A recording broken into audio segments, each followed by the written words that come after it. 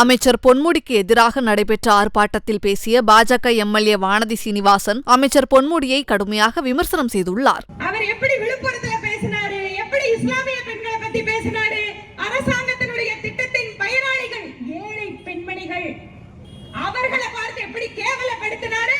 இன்னைக்கு அதுக்கப்புறம் அத்தனை பெண்கள் நிரம்பி இருக்கக்கூடிய சபையில கொஞ்சம் கூட சிறிதும் வெட்கப்படாமல் எந்தவித நாகரிக வரம்புகளுக்கு உட்படாமல் ஒரு மனிதன் நாக்க போட்டு இவ்வளவு கேவலமா பேச முடியும் சொன்னா திமுக காரர்கிட்ட வேற என்ன எதிர்பார்க்க முடியும்? அன்பு சகோதரிகளே, இந்த நாட்டில் பல்வேறு சட்டங்கள் எல்லாம் இருக்கு. ஒருவர் பேச்சிலே ஏதாவது ஒரு சமயத்தை புண்படுத்தினார் என்றால்,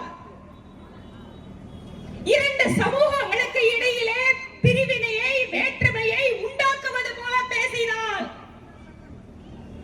பெண்களுடைய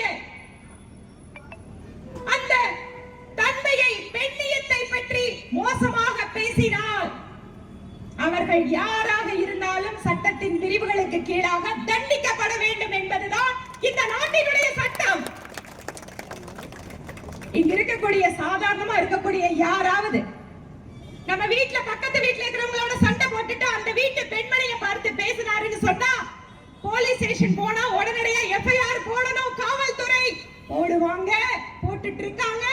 ஆனால் ஏன் பொன்முடி அவர்கள் மீது இதுவரை வழக்கு பதியவில்லை என்பதுதான் பாரதிய ஜனதா கட்சியினுடைய கேள்வி.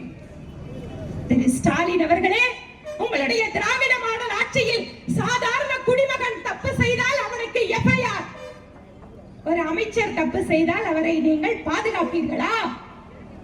இன்று உயர்நீதிமன்றத்திலே நீதிபதி கேட்கிறார், பொன்முடி அவர்கள் பேச்சிலே ஆபாசம் இருக்கிறது, பொன்முடி அவர்கள் பேச்சிலே சிவனை கும்பிடுகிறவர்கள் மத்தியில வைணவத்தை சமய சின்னமாக அணிபவர்களை அவர் காயப்படுத்தி இருக்கிறார். சமூகத்துக்கிடையே வெறுப்பை உண்டாக்குகின்ற ஹேட் ஸ்பீச், வெறுப்பை உண்டாக்குகின்ற விதத்திலே அவர் பேசியிருக்கிறார். 3 முக்கியமான சட்டப்பிரிவுகளை அவர் மீறி இருக்கிறார் என்பது கண்கூடாக தெரிகின்ற உண்மை. செய்திகளை உள்ளது உள்ளபடி தெரிந்து கொள்ள ரெஃப்ளெக்ட் நியூஸை சப்ஸ்கிரைப் பண்ணுங்க.